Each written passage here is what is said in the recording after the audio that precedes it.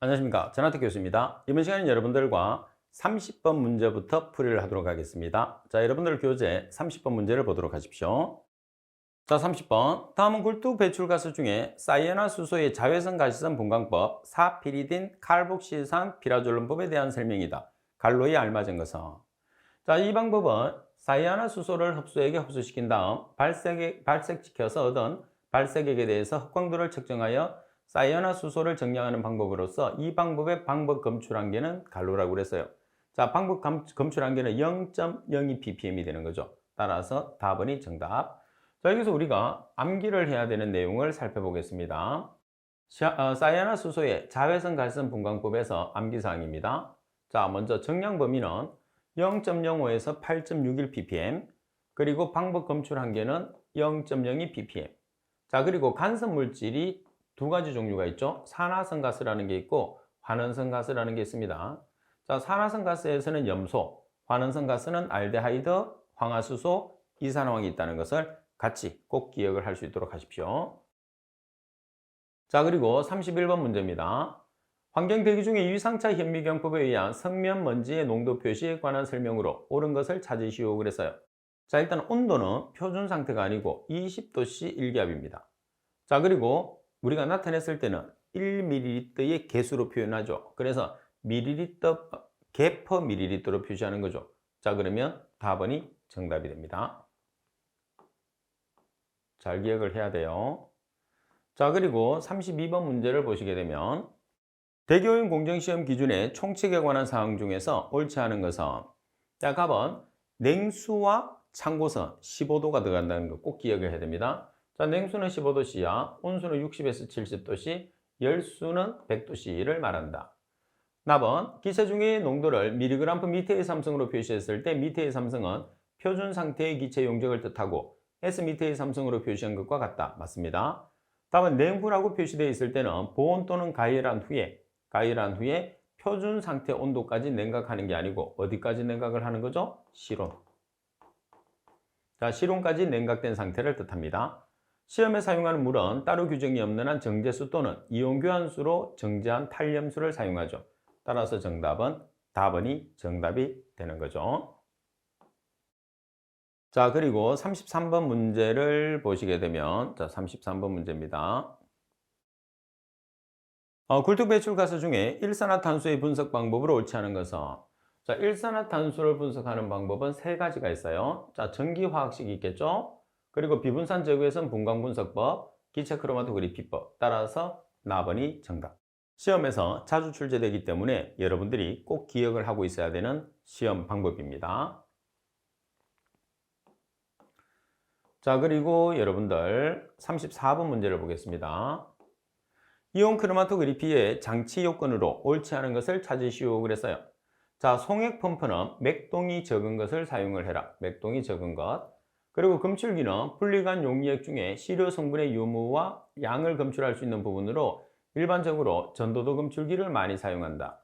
그리고 답은 스프레스는 관형과 이온 교환 막형이 있으며 관형은 음이온에는 스티롤계 강산형 수지가 양이온에는 스티롤계 강염기형 수지가 충진된 것을 사용한다. 라반의 용리액조는 이온 성분이 잘 용출되는 재질로서 용리액과 공기와의 접촉이 효과적으로 되는 것을 선택하며 일반적으로 실리카 재질의 것을 사용을 한다고 그랬어요. 자, 여기서는 용리액조에 대한 설명이 잘못됐는데 내용에 보시면 용리액조는 이온 성분이 잘 용출되지 않는 재질을 사용을 해야 됩니다. 그리고 용리액을 직접 공기와 접촉시키지 않습니다. 그렇기 때문에 우리가 밀폐된 것을 선택을 해야 되고, 그리고 폴리에틸렌 재질이나 경질 유리제를 주로 사용한다는 말이죠. 따라서 라반에 대한 설명이 틀렸어요. 자, 왜 틀렸는지 여러분들 꼭 공부해 놔야 돼요. 자, 그리고 35번 문제를 보시게 되면 비분산형 적외선 분석기의 장치 구성에 관한 설명 중에서 옳지 않은 것을 찾으시오 그랬어요. 자, 가번에 보시게 되면 비교셀은 시료셀과 동일한 모양을 가지며 수소 또는 헬륨 기체를 복립해서 사용한다고 그랬어요. 자, 시료셀과 동일한 모양을 가지면서 우리가 주로 사용하는 기체는 뭐죠? 아르곤이나 질소를 사용을 하죠. 그래서 여기에서 수소나 헬륨이 아니고 아르곤이나 질소를 주로 사용합니다. 시료셀은 시료가스가 흐르는 상태에서 양단의 창을 통해 시료 광속이 통과하는 구조를 갖는다.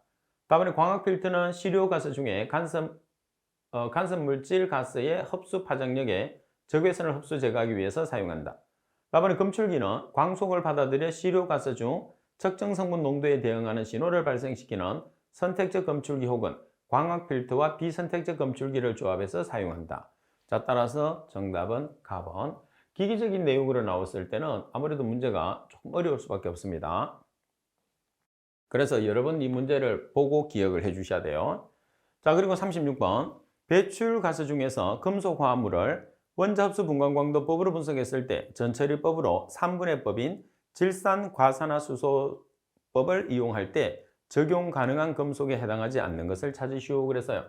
자, 풀이를 먼저 보면 질산과산화수소법을 이용했을 때 적용 가능한 금속을 보시게 되면 구리가 있고 납, 그리고 니켈, 비소, 아연, 철, 카드뮴, 크로뮴이 있어요. 따라서 납은이 정답이 되는 거죠.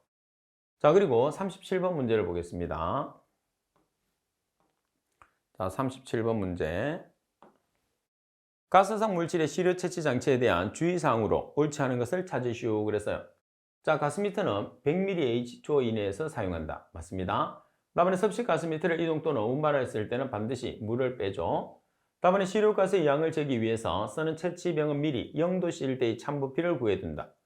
다음에 흡수병은 각 분석법에 공용 사용을 원칙으로 하고 대상 성분이 달라질 때마다 메틸알코올로 3회 정도 씻은 후에 사용한다고 그랬어요.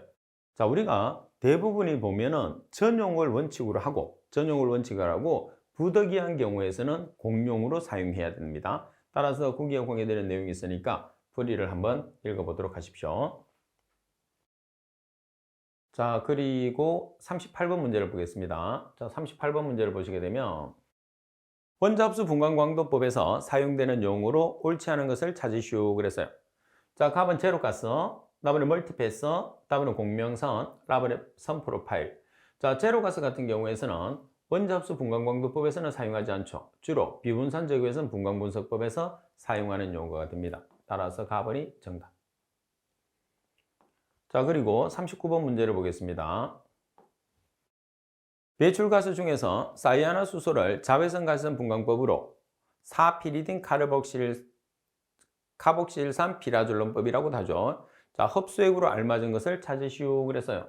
자, 흡수액으로 사용하는 가장 대표적으로 많이 사용하는 게 수산화소듐이죠. 자, 여기서도 마찬가지입니다.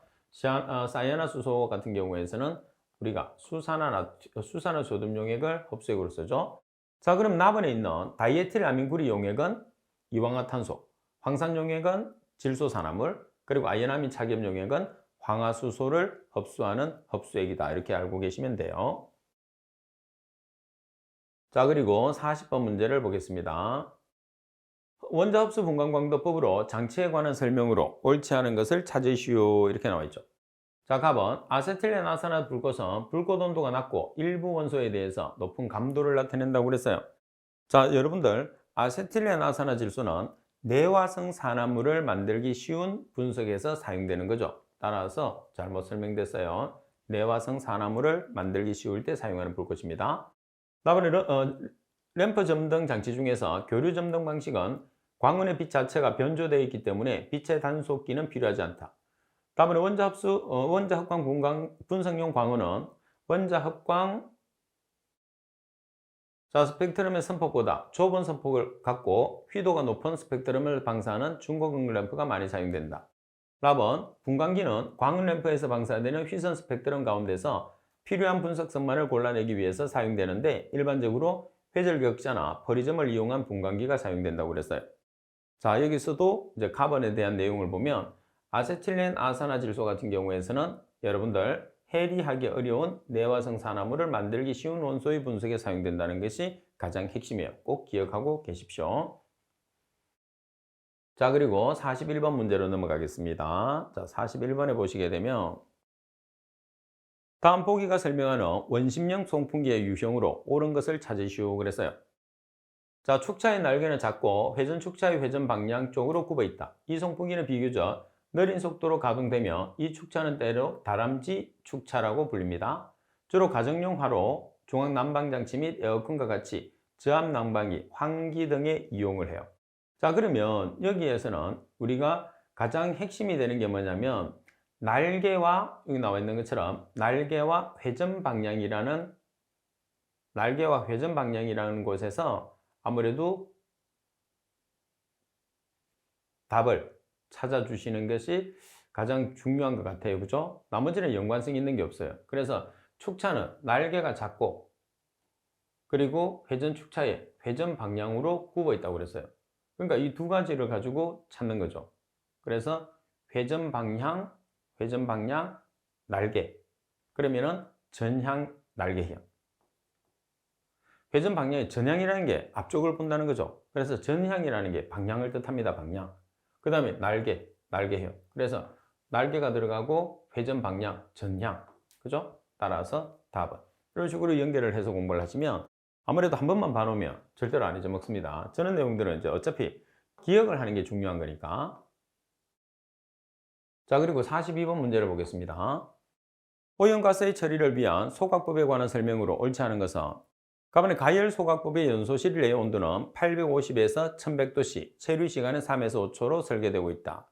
자, 여러분들 가열 소각법에서 연소 온도는 우리가 직접 연소법에 비해서 훨씬 낮죠. 얼마가 되나요? 500에서 800도씨. 그리고 체류 시간은 0.2에서 0.8초 정도로 되기 때문에 가번에 대한 설명이 잘못됐어요. 다음에 촉매 소각법은 필티나 코발트, 니켈 등의 촉매를 사용해서 400에서 500도씨 정도에서 수백 분의 1초 동안에 소각시키는 방법이죠. 그래서 질소산화물의 발생을 줄이는 장치입니다. 그리고 가열 소각법은 오염기체의 농도가 낮을 경우에 보조 연료가 필요하며 보통 경제적으로 오염가스의 농도가 연소 하한치의 50% 이상일 때 적합한 방법입니다. 라번 촉매 소각법은 소각 효율도 높고 압력 손실도 작다는 장점이 있으나 아연이나 납, 수온 및 분진과 같은 촉매독 때문에 촉매의 수명이 짧아지는 단점도 가지고 있습니다. 따라서 가번이 정답. 자, 그리고 43번 문제를 보시게 되면 A 굴뚝의 배출가스 중에서 염소 농도를 측정하였더니 100ppm이었다. 이때 염소 농도를 50mg/s의 삼성으로 저하하기 위해서 제거해야 할 염소의 농도를 mg/s의 삼성으로 계산하시오 그랬어요. 그러면 mg/s의 삼성으로 계산하는데 기준치의 단위가 mg/s의 삼성이에요. 자, 그 다음에 배출 농도가 100ppm이에요. 그러면 이 100ppm을 mg/s의 삼성으로 고친 다음에 50mg/s의 삼성을 빼주면 되겠다. 그죠? 자, 그러면 어떤 식으로 고치느냐면 ppm이라는 단위를 먼저 알고 있어야 돼요. 그럼 ppm이라는 것은 ml/s의 삼성의 단위를 가지는 거죠. 자, 그리고 ppm이 주어지게 되면 기체 1몰을 기준했을 때 분자량 mg과 그때의 체적이 22.4ml라는 걸 꼭 기억을 해야 돼요. 그래서 염소니까 염소 1몰을 기준했을 때 분자량은 71이죠. 71mg이고 그때의 체적은 22.4ml로 나타낸다는 거.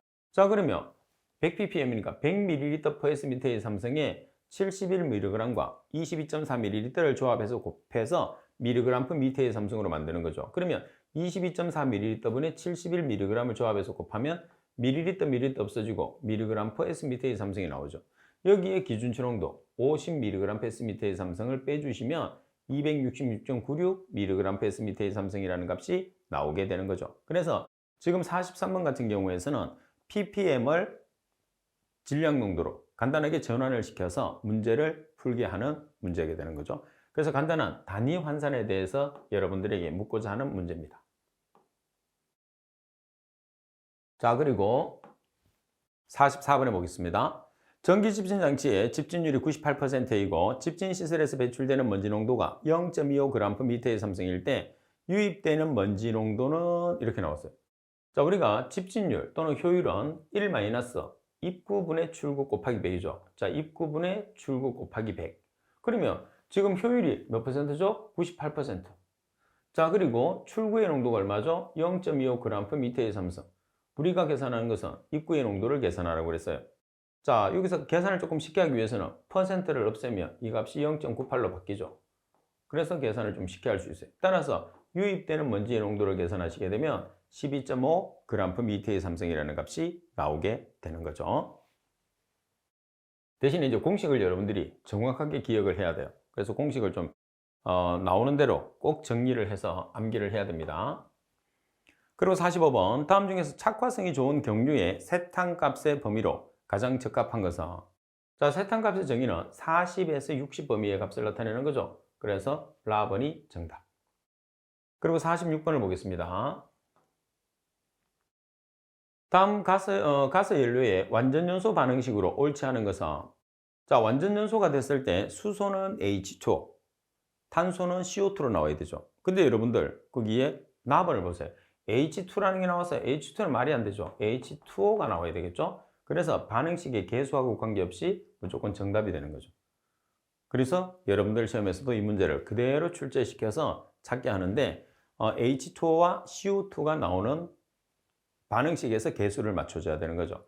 따라서 H2는 나올 수가 없죠. 왜? 연료기 때문에. 자, 그리고 47번 문제를 보겠습니다.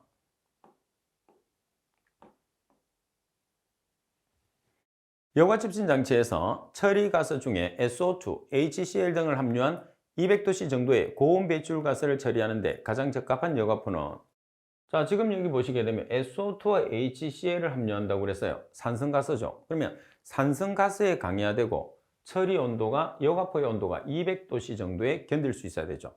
그러면 뭐가 되나요? 글라스 피버라는 유리섬유가 되는 거죠. 그래서 이 글라스 피버라는 유리섬유는 산성에 강하고 250도씨 정도에서 사용할 수 있는 여과제가 되는 겁니다.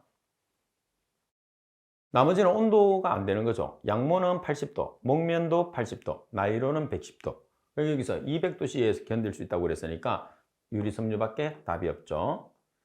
자, 그리고 48번 문제를 보겠습니다. 사이클론의 직경이 56cm, 유입가스의 속도가 5.5m/s일 때 분리계수는 여기서 사이클론이라는 것은 원심력 집진기를 뜻하는 거죠. 자, 따라서 여러분들이 분리계수 S라는 것은 RG분의 V의 제곱이에요. 그죠? 자, RG분의 V의 제곱인데 여기서 V라는 것은 속도 5.5m/s. 자, 그리고 R이라는 것은 반지름. 반지름이 얼마죠? 직경이 56cm니까 2로 나눠주면 0.56m 나누기 2가 되는 거죠. R이라는 것은 중력가속도. 자, 중력가속도는 주어지지 않습니다. 주어지지 않으니까 어떻게 해야 되죠? 우리가 암기를 하고 있어야 되겠죠? 따라서 계산하면 11.02라는 값이 나오게 되겠죠. 자, 중요합니다. 간단한 공식을 이용해서 맞출 수 있기 때문에 꼭 여러분들이 신경을 써야 돼요. 그리고 49번 옥탄이 완전 연소됐을 때 부피 기준으로 공연비를 계산하시오 그랬어요. 자, 그럼 먼저 옥탄을 완전 연소를 시켜보겠습니다. C가 8개고 H 18개. 산소하고 결합을 하게 되면 CO2와 H2O가 나오죠. 자, 그러면 탄소 뒤에 있는 숫자가 CO2 앞에 옵니다. H 뒤에 있는 숫자가 H 앞에 오죠. 2분의 18은 9. 자, 산소 계산합니다. 2개짜리가 8개, 16개, 1개짜리가 9개, 25개. 그럼 이렇게 오면 2분의 25죠. 그럼 12.5개가 되는 거예요. 자, 우리가 공연비를 계산하는데 자, 먼저 최적비를 사용해 보겠습니다.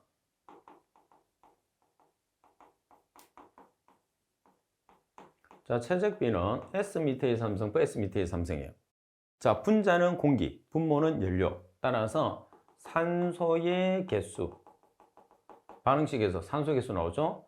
자, 산소의 개수를 어떻게? 공기로 전환을 해요.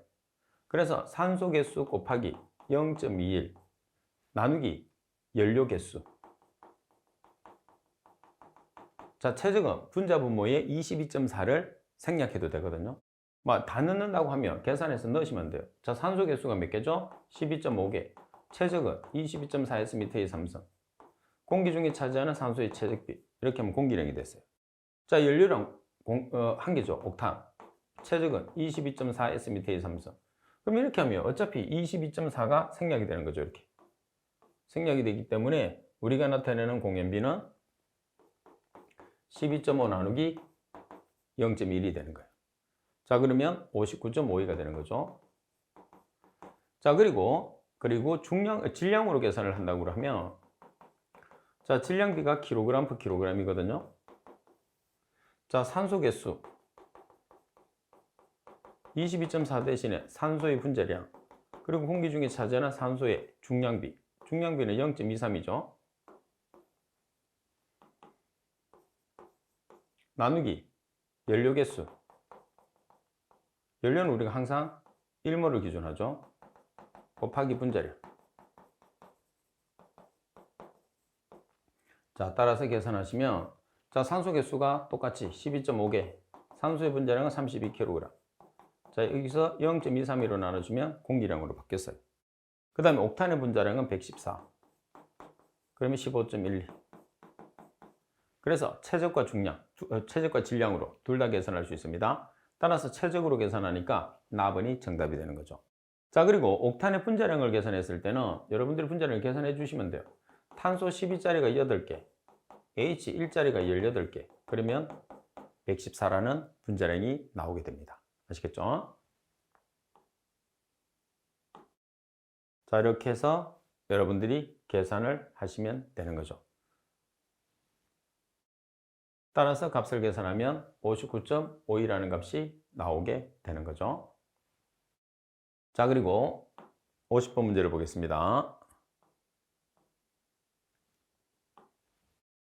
자, 기상 농도와 액상 농도의 평균 관계를 나타내는 헨리 법칙이 잘 적용되지 않는 것은, 기상 농도라는 것은 기체, 액상 농도라는 것은 액체를 뜻하거든요. 그러면 헨리 법칙이 잘 적용되지 않는 기체라고 그랬어요. 헨리 법칙이 적용이 잘 안 된다는 것은 물에 잘 녹는다는 소리겠죠. 그래서 헨리 법칙의 적용을 받기 위해서는 난용성 기체, 물에 잘 안 녹는 거, 그리고 헨리 법칙의 적용을 안 받기 위해서는 수용성 기체, 물에 잘 녹는 것들은 헨리 법칙에 적용받지 않아요. 자, 여기 설명이 되어 있죠. 적용 기체는 난용성 기체, 비적용 기체는 수용성 기체를 이야기합니다. 자, 따라서 문제 조건에서 물에 잘 녹는 기체는 염소가 있어요. 따라서 Cl2라는 염소는 적용을 거의 받지 않습니다. 그리고 51번 문제를 보겠습니다. 자, 51번 문제를 보시게 되면 유해가스의 성분을 제거하기 위해서 흡수 제의 구비 조건 중에서 옳지 않은 것을 찾으시오 그랬어요. 자, 흡수 제의 구비 조건입니다.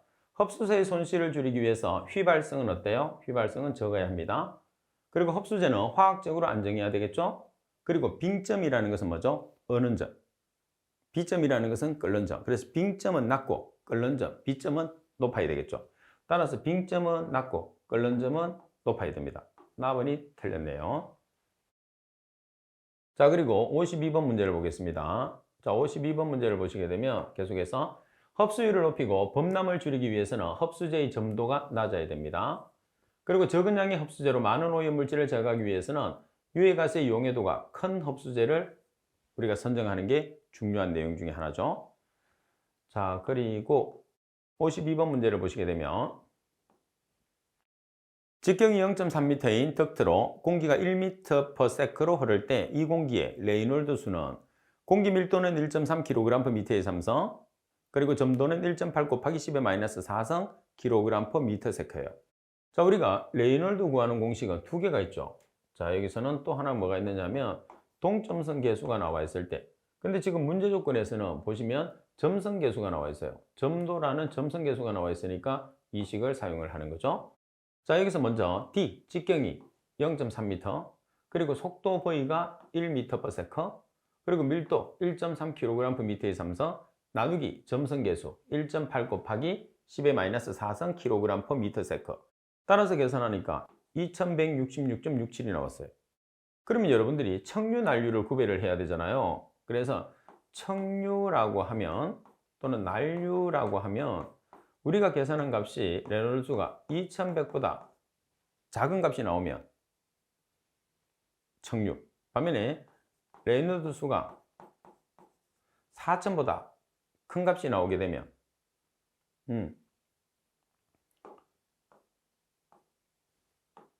자, 우리가 청류라고 하면 2100보다 작을 때, 난류라고 하면 우리가 계산한 값이 4000보다 클 때, 그러면 지금은 여러분들 2100보다는 크고 4000보다는 작죠. 그래서 중간에 들어가는 천이 영역이 되는 거죠. 자, 그리고 53번 문제를 보도록 하겠습니다. 악취 처리 기술에 관한 설명으로서 옳지 않은 것은 값은 흡수에 의한 방법 중에서 단탑은 충전탑에서 가스액의 분리가 문제가 될 때 유용하다. 끝납은 합착에 의한 방법에서 합착제를 재생하기 위해서는 전기를 사용해서 충전청을 340도C 정도로 가열해 준다. 그리고 답은 통풍 및 희석법에 의한 방법을 사용할 경우에 가스의 토출 속도는 50cm/s 정도로 하고 그 이하가 되면 다운와시 현상을 일으킨다. 답은 흡수에 의한 처리 방법을 사용할 경우에 흡수에서 제거되는 가스상 오염물질은 세정액에 대해서 가용성에 하고 H2S의 경우에서는 에탄올과 아민 등이 흡수된다고 그랬어요. 자, 여기서 틀린 내용은 답은인데 통풍 및 희석 방법 있잖아요. 통풍 희석 방법 같은 경우에서는 굴뚝을 통해서 오염물질을 그냥 내보내는 거죠. 그래서 설명이 답은이 잘못됐어요. 자, 그리고 54번 문제를 보겠습니다. 휘발성 유기화합물과 냄새를 생물학적으로 제거하기 위해서 사용되는 생물 여과의 일반적인 특성으로 가장 거리가 먼 것은 답은 설치의 넓은 면적을 요한다. 답은 습도 제어에 각별한 주의가 필요하다. 답은 고농도 오염물질의 처리에는 부적합 편이다. 답은 입자성 물질 및 생체량이 감소하며 장치에 막힘 우려가 없다고 그랬어요. 자, 여기서 입자성 물질 및 생체량이 감소하는 게 아니고 증가하고 장치 막힘의 우려가 발생할 수가 있는 거죠. 그래서 라번에 대한 설명이 잘못됐어요. 자, 이게 생물 여과의 특징이다 이렇게 보시면 됩니다. 생물 여과라는 것은 미생물을 이용하는 방법이다 이렇게 여러분들이 생각을 해주시면 되겠죠. 자, 그리고 55번 문제를 보도록 하겠습니다. 55번. 자, 중력 층강실 내에 함진가스의 유속이 2m/s인 경우에 바닥면으로부터 1m 높이로 유입된 먼지는 수평으로 몇 미터 떨어진 지점에 착지하겠는가? 청류 기준이고 먼지의 침강 속도는 0.4m/s라고 그랬어요. 자, 우리가 식 자체를 나타냈을 때 길이를 우리가 중력 집진기에서 길이를 나타내는 식은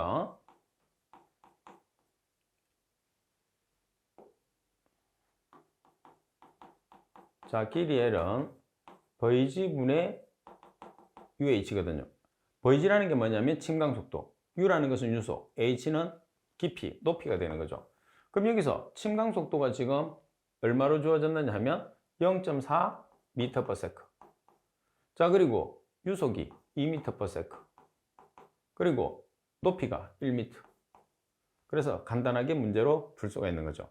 그래서 이 문제 같은 경우에서도 실제로 보면은 기본적인 여러분들이 공식을 알고 있는지를 묻고자 하는 거죠. 자, 그리고 56번 문제를 보겠습니다. 자, 여기 공식이 있어요. 자, 공식에 보시게 되면 자, 길이는 UV분의 Vg분의 UH로 표시하는데 실제로 보면 이 조건이 있거든요. 지금은 우리가 조건이 입자가 동일한 조건이 있기 때문에 입자가 주어지지 않든지 한 개로 주어지게 되면 분자분모에 들어가도 똑같잖아요. 근데 이제 입자가 두 개가 서로 다른 크기가 나오면 이렇게 보정을 해야 되죠. 거의 뭐 이렇게 나올 일은 잘 없겠지만은. 자, 그리고 56번 문제를 보시게 되면 자, 입자의 비표면적에 관한 설명으로 옳은 것을 찾으시오 돼 있어요. 자, 입자의 직경이 작을수록 비표면적은 커진다고 돼 있어요. 그러면 입자의 직경과 비표면적은 어떤 관계가 있죠? 반비례 관계. 왜 그러냐면 비표면적에서 보이는 D분의 6이라는 공식을 가지게 된단 말이에요. 그래서 비표면적과 입자의 크기는 반비례 관계가 있기 때문에 가번은 맞습니다. 다음은 입자의 비표면적이 커지며 응집성과 hợp 착성이 커집니다. 자, 그리고 입자의 비표면적이 작으며 원심력 집신 장치의 경우에 입자가 장치의 벽면에 부착해서 장치 벽면을 폐색시킨다 이렇게 나와 있는데 여기서 입자의 비표면적이 어떨 때? 클 때. 자, 클 때 원심력 집신 장치의 경우에 입자가 장치의 벽면에 부착해서 장치의 벽면을 폐색시킵니다. 다음은 입자의 비표면적이 작으면 전기 집신 장치에서는 주로 먼지가 집진극에 퇴적되어서 역전리 현상을 초래한다고 그러는데 역전리 현상이 초래되려고 하면 비표면적이 커야 됩니다. 비표면적이 커야지 먼지가 많이 달라붙어서 두껍게 쌓이게 되는 거죠. 그 두껍게 쌓이는 것을 역전리 현상이라고 그래요. 따라서 가번이 정답입니다. 자, 그리고 자, 57번 문제를 보겠습니다. 섭식 세정 장치의 특징으로서 옳지 않은 것을 찾으시오 그랬어요. 갑은 가연성 폭발성 먼지를 제거할 수 있습니다. 자, 그리고 부식성 가스와 먼지를 중화시킬 수 있죠. 그리고 단일 장치에서 가스 흡수와 먼지 포집이 동시에 이루어집니다. 그래서 가스와 입자를 동시에 처리할 수 있다는 장점을 가지게 되는 거죠. 다음에 배출가스는 가시적인 연기를 피하기 위해서 별도의 제가열이 불필요하고 집진된 먼지는 회수가 용이하다고 그랬는데, 자, 여기 보시면 배출가스는 가시적인 연기를 피하기 위해서 별도의 재가열이 필요합니다. 그리고 집진된 먼지는 회수가 용이하지 못하다는 특징을 가지게 되는 거죠. 따라서 설명이 잘못된 것은 라번입니다. 자, 이번 시간 수업은 이것으로 마치도록 하겠습니다. 수고하셨습니다.